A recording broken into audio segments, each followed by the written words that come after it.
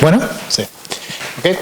Muchas gracias a todos por su paciencia. Tuvimos dificultades técnicas con el proyector, pero ahora es mi enorme placer presentar a nuestro siguiente ponente, Ernesto Lupercio.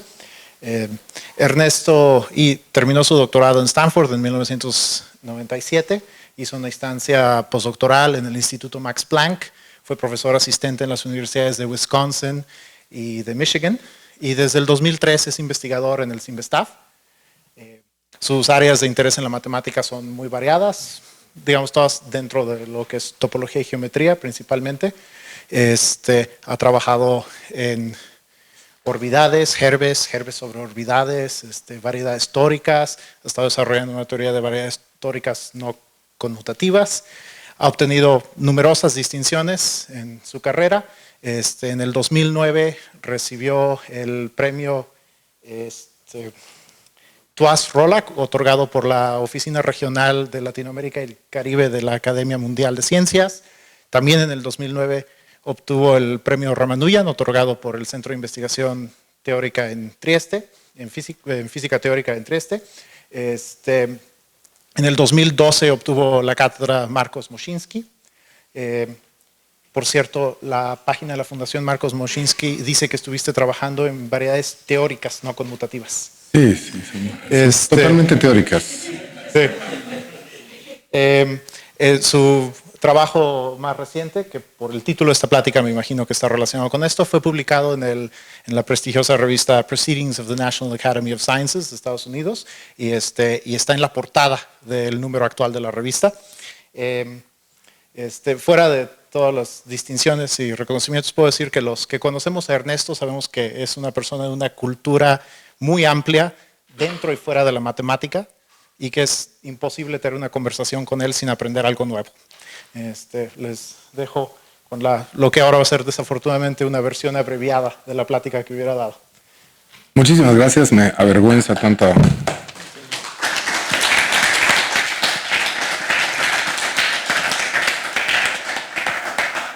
Y hoy voy a hablar de mi trabajo reciente en matemáticas aplicadas.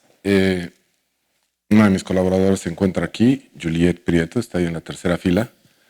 Y los otros no están aquí, pero están aquí en espíritu. Nikita Kalinin, Aldo Guzmán, Misha Shkolnikov y Vera Kalinina. Y voy a hablar de este trabajo que mencionó el final de esta vergonzosa reseña. Muy bien.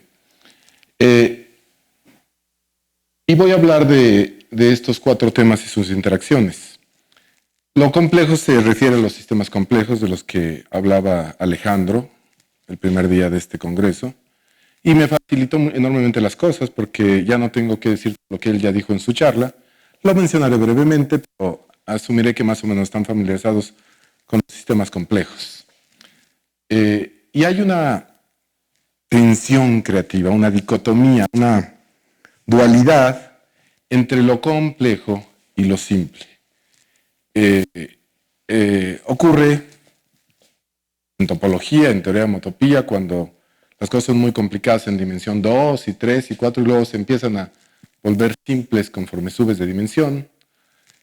Ocurre en todo tipo de cosas en donde existe tensión creativa entre lo complejo y lo simple. Lo tropical se refiere a la geometría algebraica y lo pequeño se refiere a la mecánica cuántica.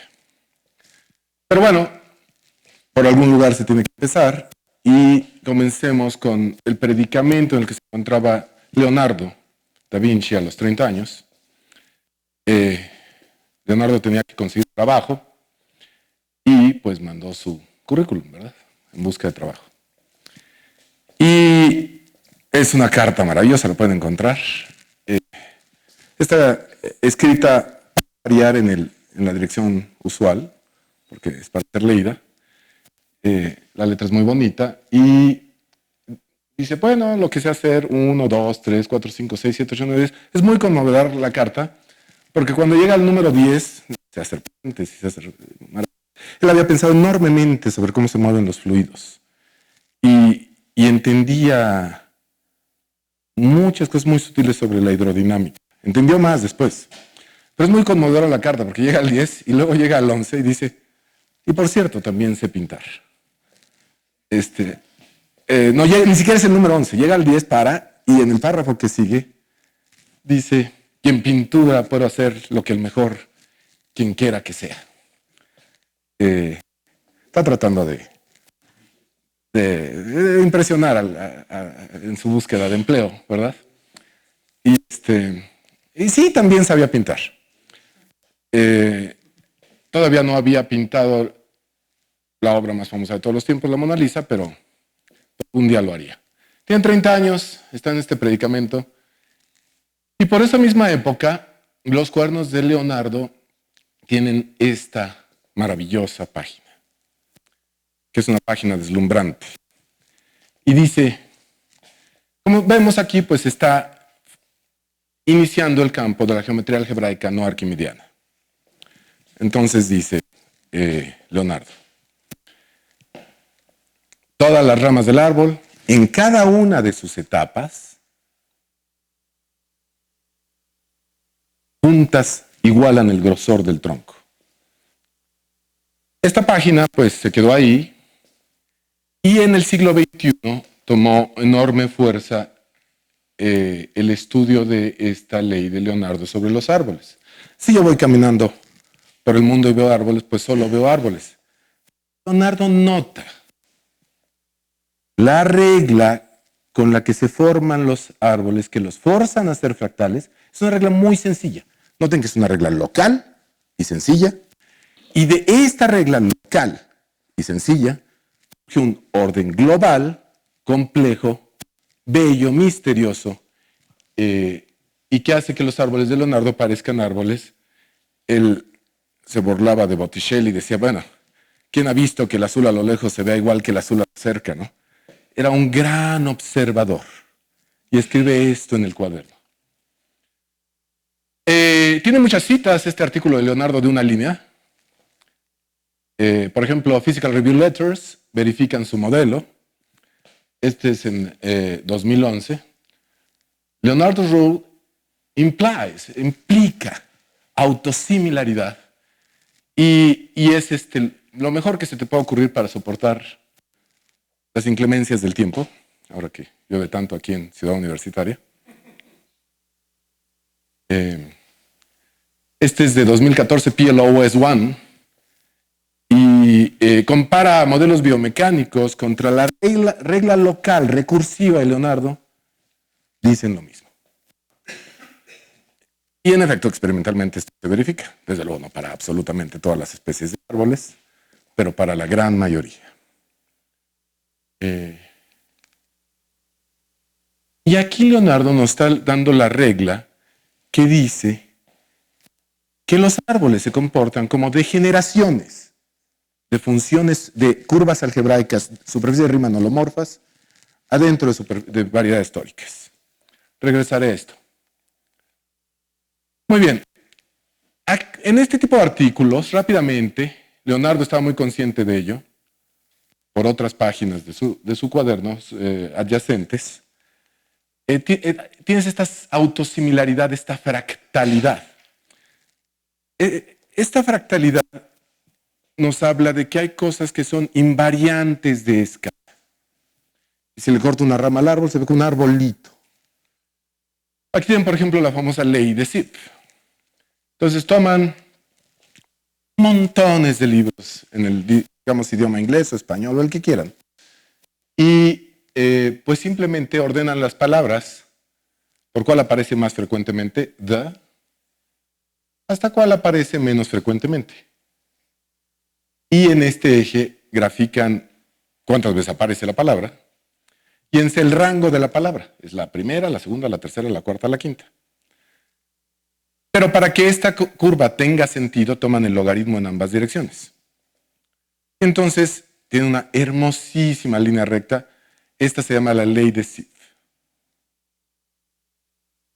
Y todos los idiomas humanos se comportan de esta manera fractal. Lo mismo pasaría si contaran las ramas por grosor del árbol. Y graficaran las ramas, cuántas ramas de cuánto grosor. Y esta ley de Leonardo inmediatamente implica que tienen el mismo tipo de comportamiento. Los sistemas complejos, la atmósfera nos enseñó Alejandro, la temperatura de la atmósfera viene, bueno, tenía hasta 1890 y después ya no, este tipo de comportamiento. Los corazones, los cerebros. Aquí está el peso corporal contra el ritmo cardíaco. ¿Cuánto pesas? ¿Cuánto pesa un ratón? ¿Cuánto pesa un caballo?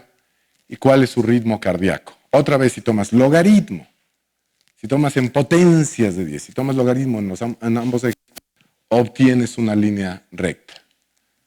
Los sistemas complejos, ya sean los idiomas, que son sistemas complejos, o los animales, que son sistemas complejos, el ritmo metabólico, o las ciudades, que son sistemas complejos, se comportan con estas leyes de escalamiento, con este comportamiento fractal.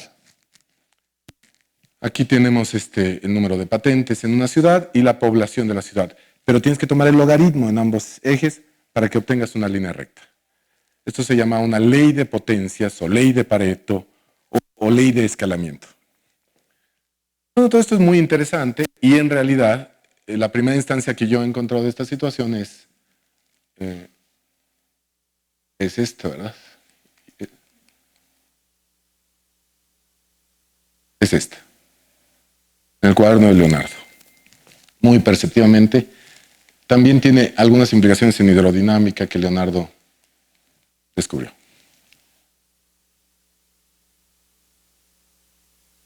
Muy bien. Esta me interesa muchísimo hoy. Esta habla de los terremotos, la corteza terrestre. Incluso regiones extendidas de la corteza terrestre, como la región de México, la región de Chile o la región de Turquía, el área de Estambul, la Ciudad de México, San Francisco. Pero este es planetario. Y tú dices, ¿cuántos terremotos hay de qué magnitud? Pues de magnitud 8 hay poquitos. Y de magnitud 1, pues hay un montón. Y es una línea recta en log-log, en papel logarítmico log-log. La corteza terrestre, uno presupone que, bueno, satisface las leyes de Newton, ¿por qué no?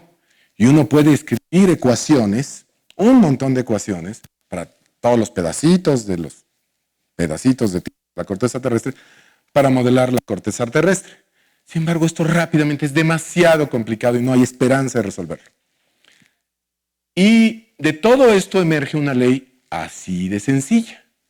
¿Cómo es posible? ¿Qué está pasando? Alejandro nos hablaba de cuando el agua se está congelando y que tienes todas las escalas.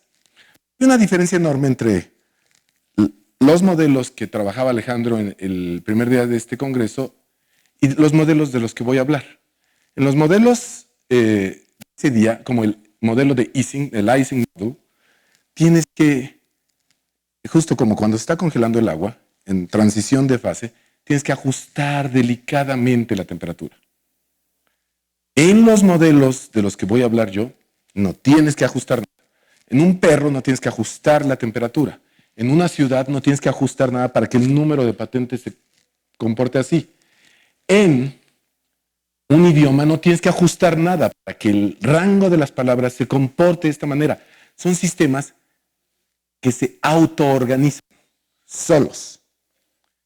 ¿Cómo logran entrar en estado crítico estos sistemas sin que yo ajuste nada? Esta es la gran pregunta. ¿Cómo es posible que los sistemas quieran estar en estado crítico sin que yo haga fine tuning?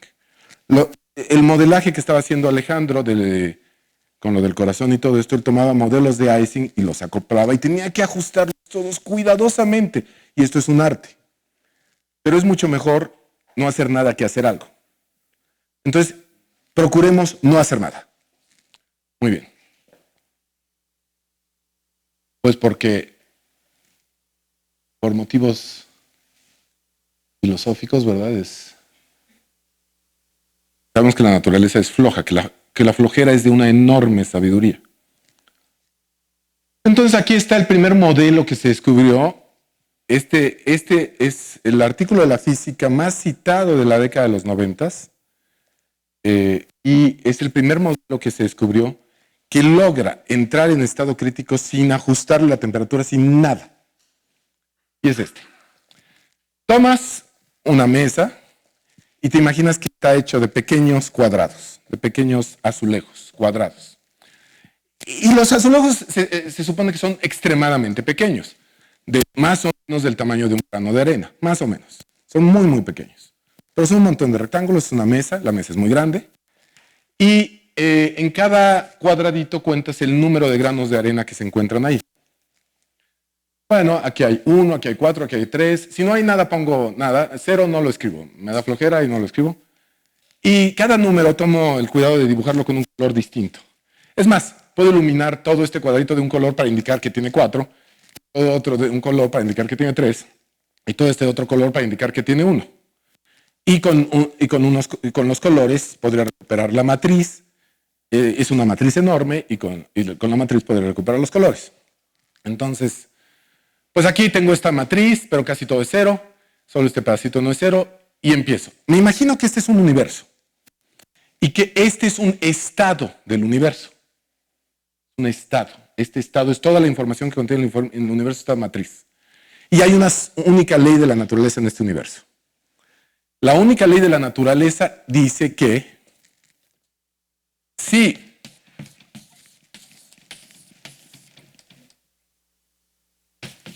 no tengo nada, no pasa nada. Si tengo un no pasa nada. No pasa nada. Si tengo no pasa nada. Pero si tengo 4 granos, espontáneamente esto es lo que pasa.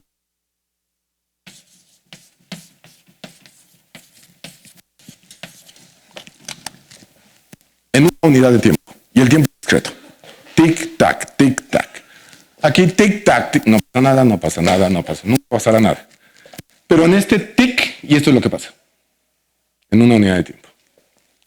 Es la única ley de la naturaleza, se acabó. Este universo tiene estados, que son matrices, una ley de la naturaleza y una evolución temporal. Es un sistema dinámico, es un autómata celular. Muy bien, aquí está, comenzamos. Tic, tac. Comenzamos. ¿Cuál se mueve, este o este? Bueno, es un bonito tema, muy sencillo, pero sorprendente, que no importa, que el estado final es único. Es para los muchachos de la secundaria, de la Olimpiada de Matemáticas, es más o menos así de difícil, sin embargo es sorprendente que sea cierto. Tic-tac. Y aquí, este es el estado final. Y ya, se acabó. No me parece muy prometedor, ¿verdad? Esto que puede enseñarnos, ¿no? Para empezar, pensemos como matemáticos. Lo único que estamos usando es la estructura de los números naturales con adición. Ni siquiera estamos usando la multiplicación. Los números naturales con adición sí son decidibles. Estamos usando muy poquito, no estamos usando nada, ¿no? Nada. Pero en la siguiente situación que ocurre. Ahora para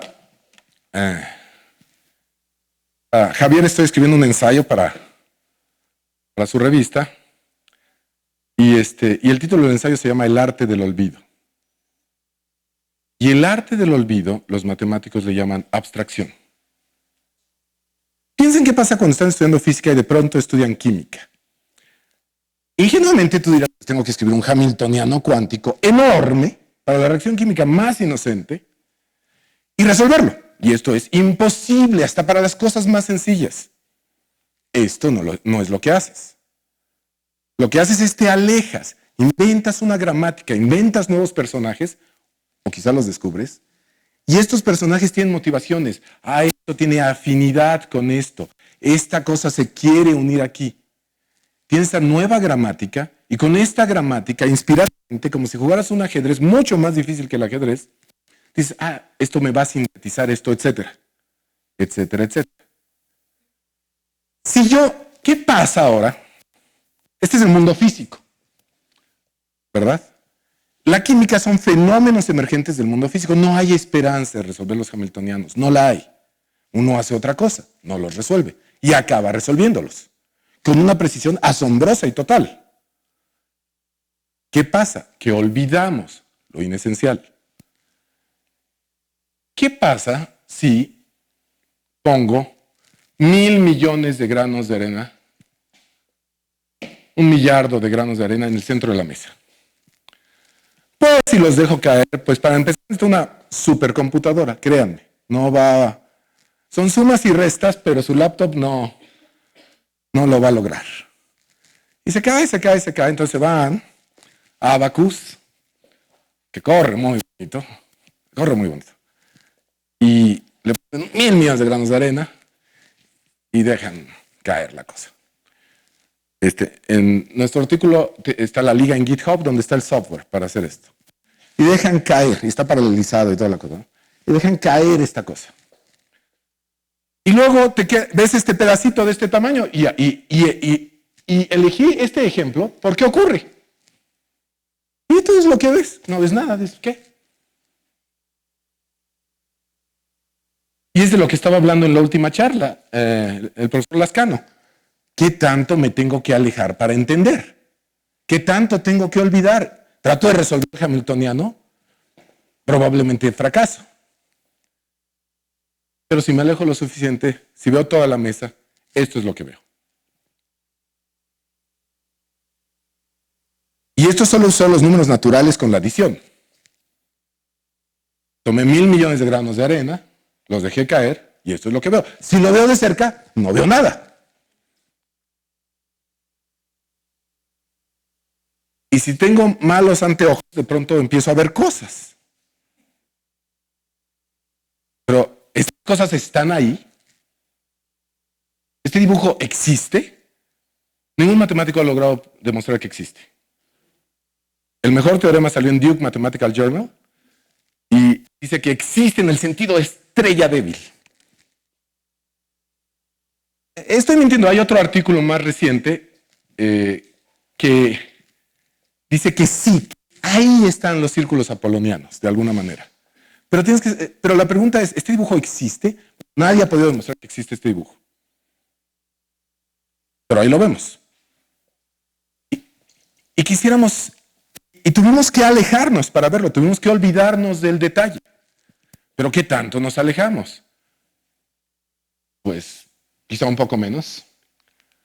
De cualquier manera, este dibujo no lo pudieron ver en 1987, el 27 de julio, en el artículo más citado de toda la física de la década de los 90, pues porque no había manera, ¿verdad? En 1987 no había abacuses para ver estos dibujos. Sin embargo, los físicos tienen una profunda intuición y en este artículo clásico, no sé si recuerdan esta expresión de la charla de Alejandro. En este artículo clásico, ¿qué significan estas gráficas? Ahora les digo, pero son los temblores de este universo. Noten que es conmovedor, que hablan de 50 por 50. Hasta el tipo de letra es conmovedor. Pero vamos a ver, ¿qué quieren decir estas gráficas? Quieren decir esto. Quiere decir, ya, está este universo ahí, ya. Pero siempre puedo agregar un grano de arena aquí. Y se va a armar ahí un desastre y se va a volver a estabilizar. Eso le llamo un temblor. Puede ser chiquito o puede ser grandote. Y esta es la estadística de los temblores en este universo.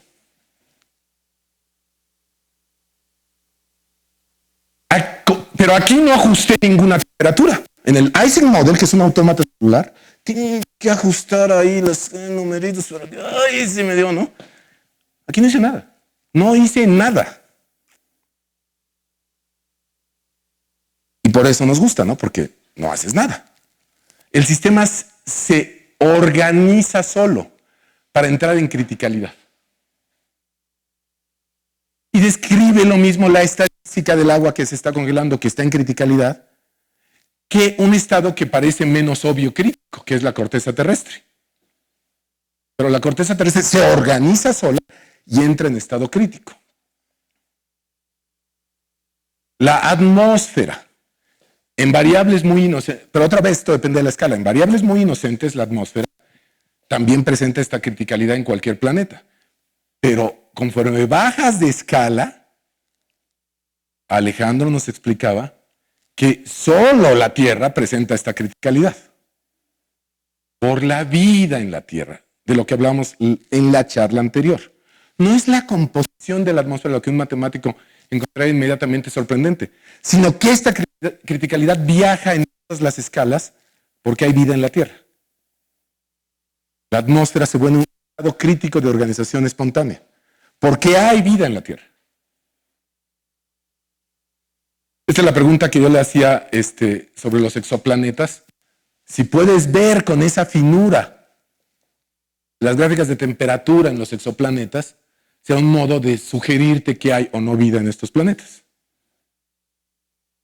Muy bien. De cualquier manera, por ejemplo, es un artículo muy reciente en Quanta Magazine. Y bueno, resulta que los cerebros se encuentran en estado crítico de organización espontánea. Podrían estar en cualquier otro estado, pero ahí sí están, ¿verdad?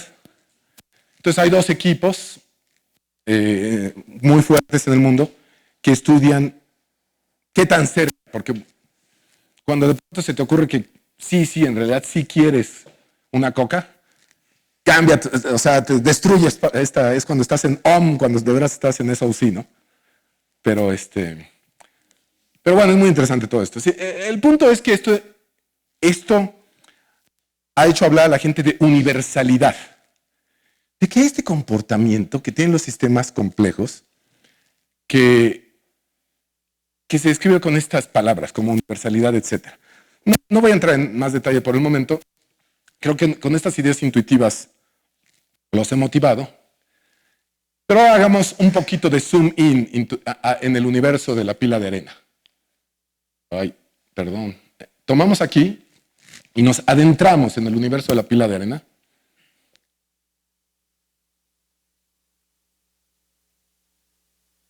Y hay algo muy extraño.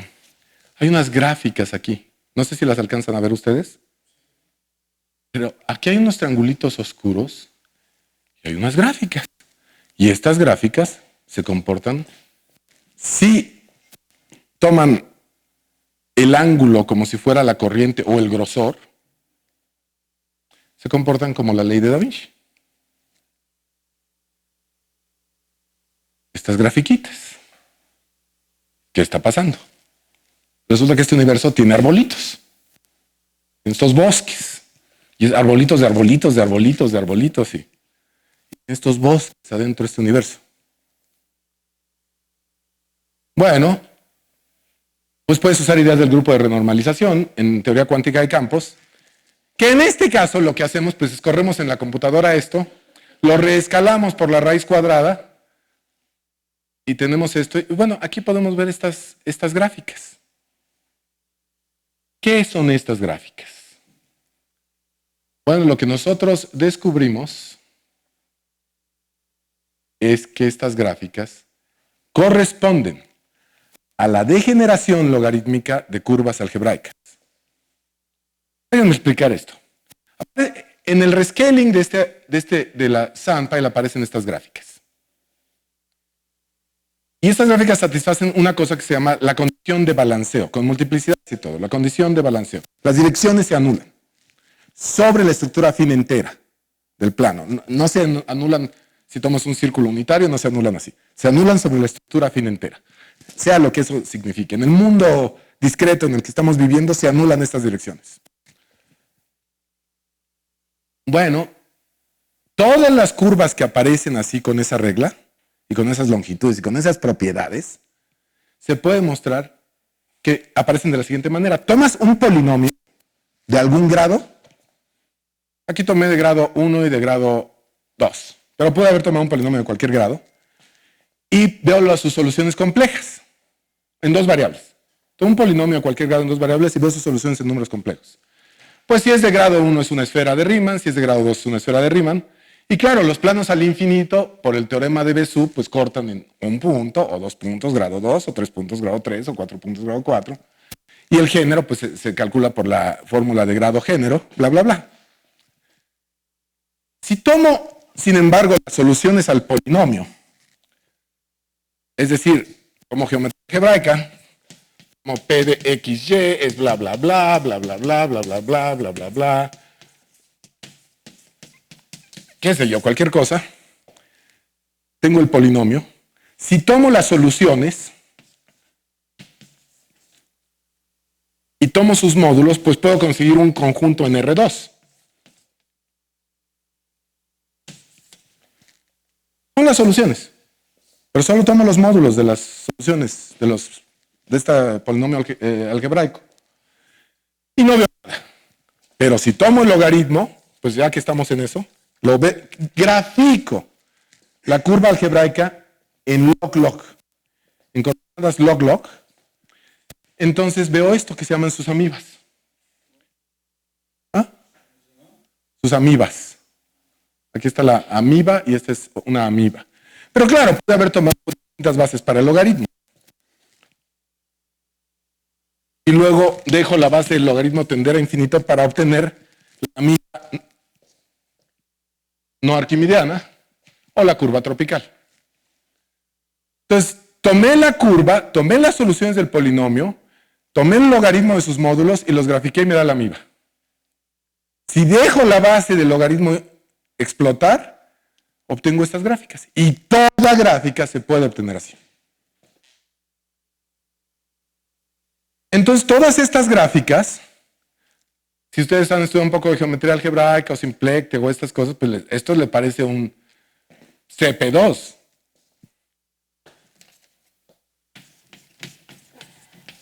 Esto parece un plano proyectivo complejo. Y estas, pues, parecen curvas holomorfas. Sugerente, sin duda. Bueno, esto es una analogía con la biología muy importante para nosotros. Tomen una mesa y pongan 3 granos de arena en todos sus puntos. Tomen una mesa y pongan 3 granos de arena en todos sus puntos. Ya, ese es la comida. Ese es el medio ambiente. 3 granos de arena en todos sus puntos.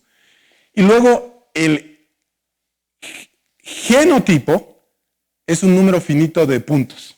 Es muy poquitos numeritos. En este caso son 20 numeritos. 3,4, son números enteros además. 3,4, 5,3, 3,4, tarará.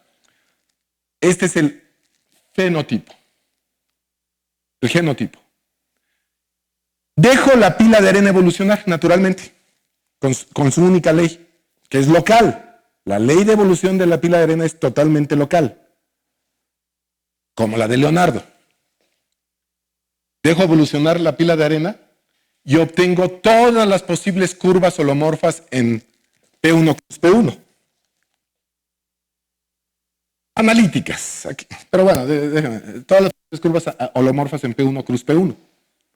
Este es su genotipo y la curva holomorfa misma es el fenotipo. Y esto se debe comportar como la vida, digo yo. ¿Se comporta como la vida? Veamos. Las curvas algebraicas de género enorme están vivas. Veamos. Bueno, esto ya no era para el profesor Lascano, pero ya lo mencionaré. Cómo esto sirve para, esta misma idea sirve para entender cómo resolver problemas muy sutiles de filogenética usando geometría algebraica, pero voy a saltarme esta parte. Bueno, en este artículo nos preguntamos, ¿una curva holomorfa de género enorme está viva? Y bueno, pues si eres matemático lo que voy a enunciar es una conjetura muy atrevida. Y si eres físico es un teorema.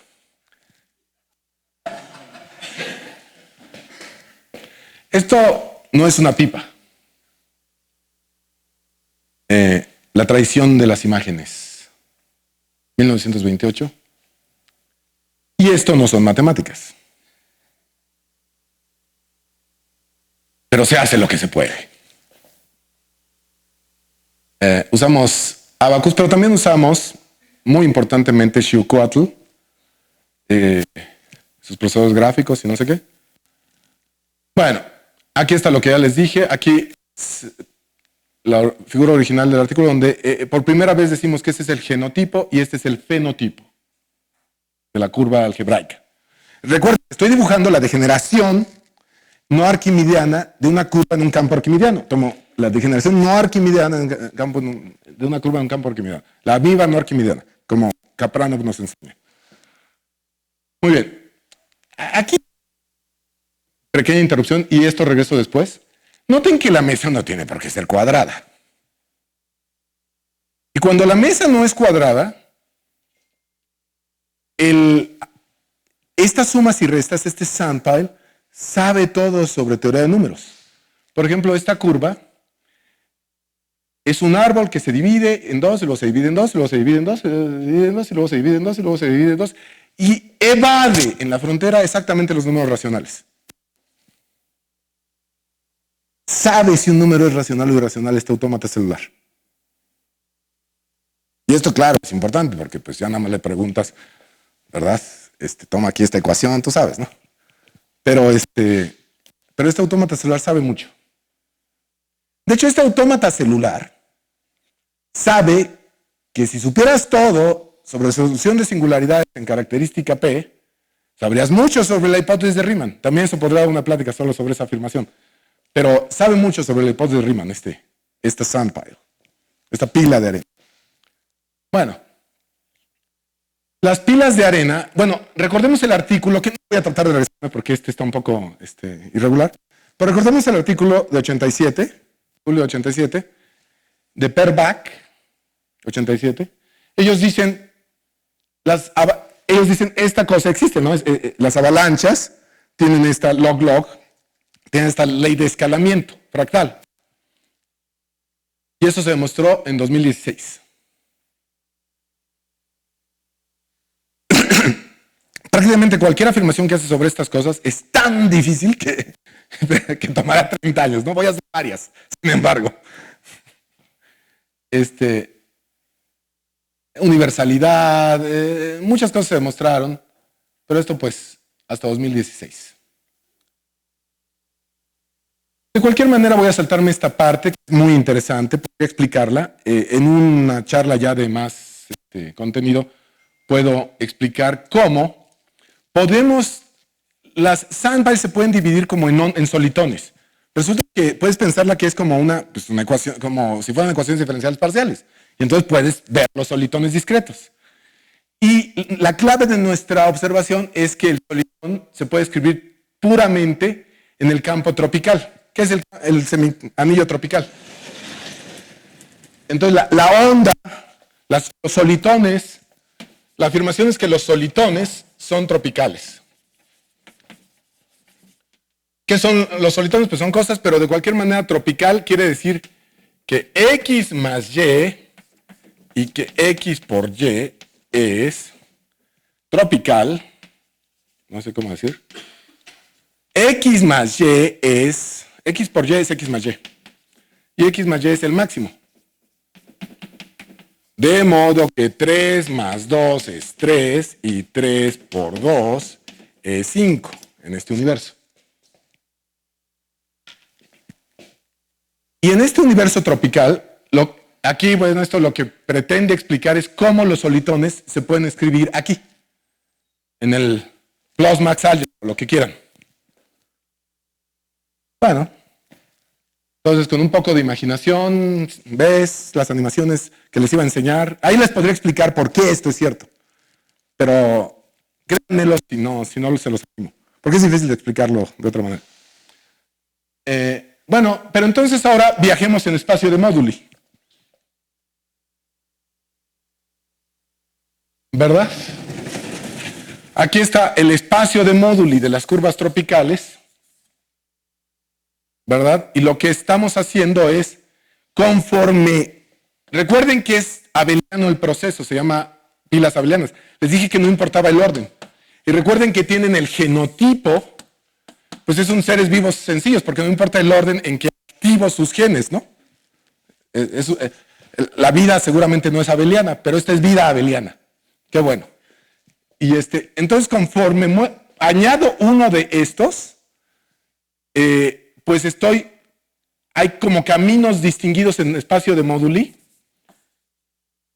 Y aquí pasé, entonces ya añadí y llego aquí, y luego hago así, y llego acá, y luego llego aquí, y luego llego acá, y luego llego acá. Y paso a tener el ser vivo aquí. Entonces, pero el proceso es continuo. A diferencia, todos los modelos conocidos de organización crítica espontánea, que no eran PDs incalculables, los modelos conocidos eran autómatas celulares. Sin embargo, aquí pues puedo hacer T de 0 a 1, ¿verdad? Puedo hacer este camino, aunque sea donde llega con facilidad, en cierto sentido, porque estos caminos son muy básicos, este camino es continuo. Entonces tengo un camino continuo en el espacio de móduli. No es infinito, pero es continuo en el espacio de móduli. Y esto me da un algoritmo continuo de álgebra lineal por pedazos, extremadamente rápido, para calcular estas cosas. Por ejemplo, aquí lo hicimos con el autómata celular. Supercomputadora, tardado, si quieres hacer muchos de estos. Acá, con la cosa tropical, es un rayo. ¿Por qué? Pues porque quieres ver si están vivas tus curvas algebraicas. Pero pues para que agarren vida necesitas como género 1.000.000, ¿no? Bueno, una curva algebraica de género 3, pues no está muy viva que digamos, ¿no? Pero, bueno, aquí el género es no es 1.000.000, es solo 40.000, pero ya duele. Entonces aquí tenemos una curva algebraica de género 40.000. Y noten que si la ven a lo lejos, otra vez se alejan de la curva algebraica, ven este cuadrado.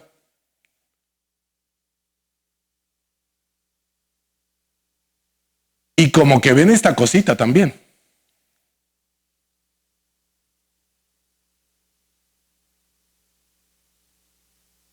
Bueno, esto nos hace conjeturar que una curva algebraica de género un montón es un sistema organizado crítico de organización espontánea, un sistema complejo. Y para verificarlo, pues hacemos lo que Perbac en 1987, pero con una máquina más grandota. Y aquí tienen. Estas es las pilas de arena de Perbac. Y aquí está nuestro sistema dinámico continuo en el espacio de móduli de curvas algebraicas.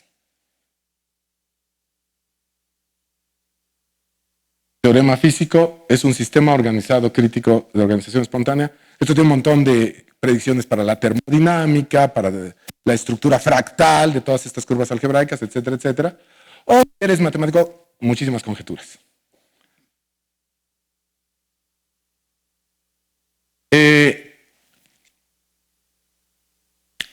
Tiene lamentablemente también una cantidad enorme de aplicaciones prácticas.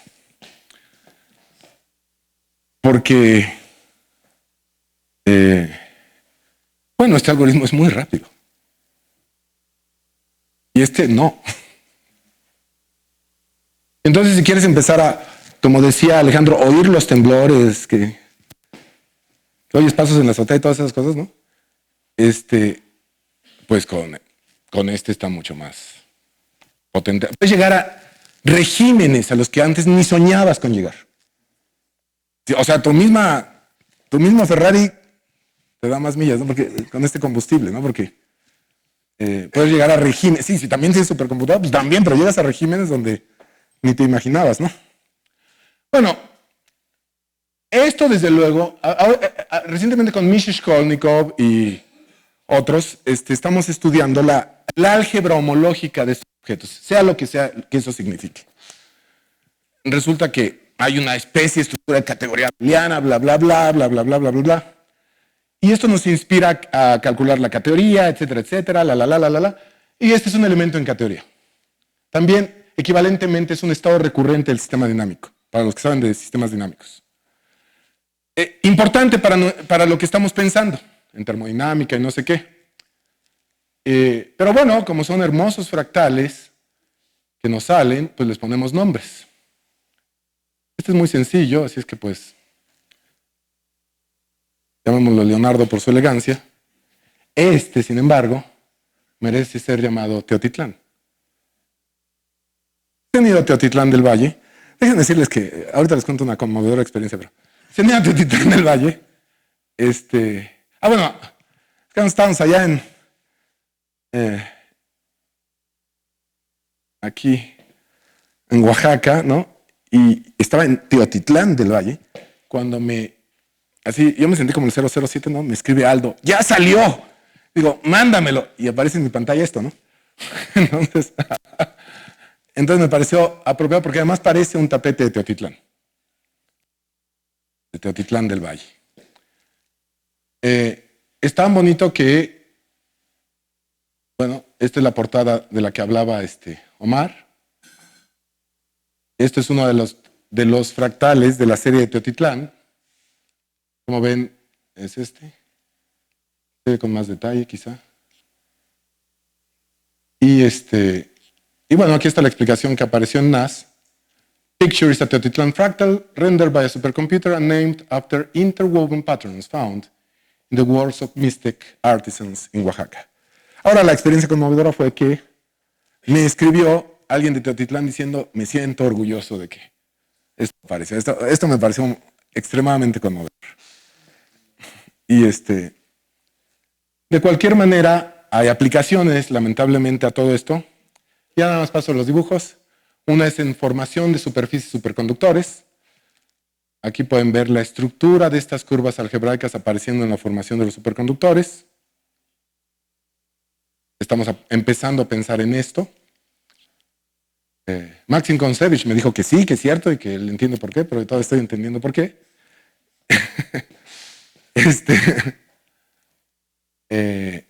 ¿Por qué te salen estas curvas tropicales, algebraicas, puntos del espacio de Moduli?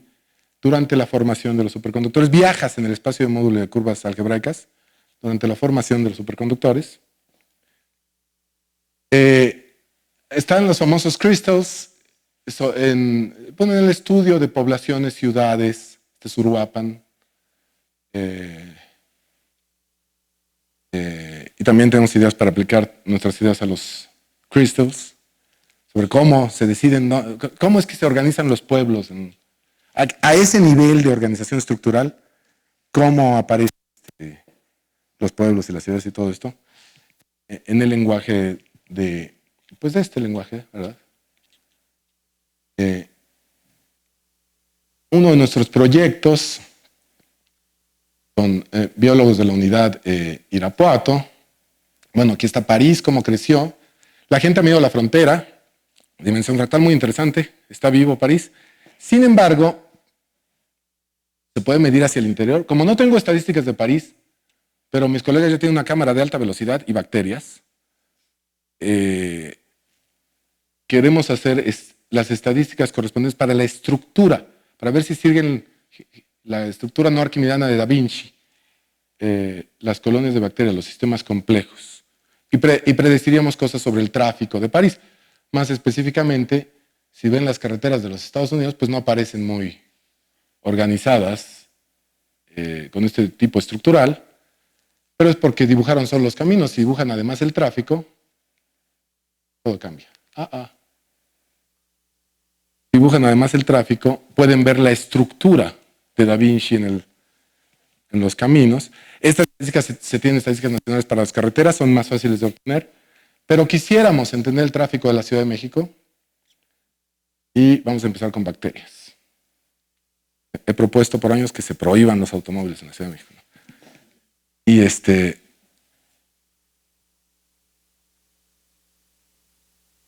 Y bueno,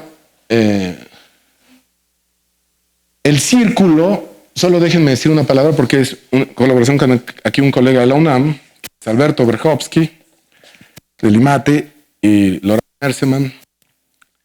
El círculo, no me voy a regresar al círculo, con Nikita Kalinin, con Enrique Becerra, que está ahí sentado en la cuarta fila.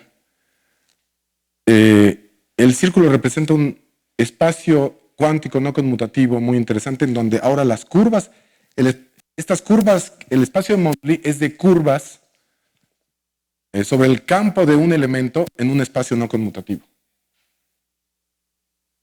Y en ese caso, aprendemos enormemente sobre la geometría no conmutativa de esta manera. Ya puedo decir un poco más. Lo que llaman mirror symmetry, simetría especular, también nos hace sugerencias sobre qué es lo que debemos conjeturar sobre la estructura de esta colonia de bacterias. Pero bueno, si alguno de estos temas en particular les interesa, puedo hablar de ese tema en particular, pero esa es la idea general sin mucho detalle. Muchísimas gracias por quedarse tan tarde.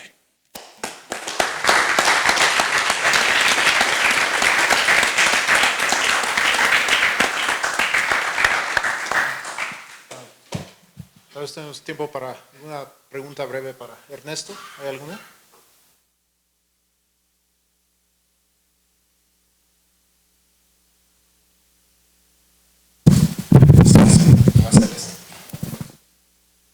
Sí, gracias. Pues tu plática resulta un poco misteriosa, pero muy motivante. Mi pregunta estaba en la siguiente dirección. Por ejemplo, los cuasicristales. ¿Qué podría ver algo de esa manera?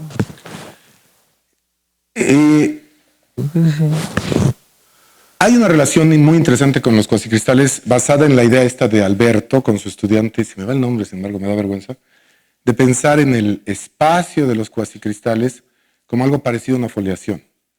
Hay un grupoide y todo esto. Aquí no lo dije, pero en realidad es mucha suerte cuando todo es racional y tienes geometría algebraica usual. En cuanto uno de los números es irracional, lo que tienes, puedes pensarlo como geometría no conmutativa, sistemas cuánticos, o geométricamente como sistemas dinámicos en foliaciones. Y desde luego, resulta que las pilas de arena te dan descomposiciones distinguidas para estos espacios de foliación. Es una especie de teoría de Morse distinguida para estos espacios de foliaciones.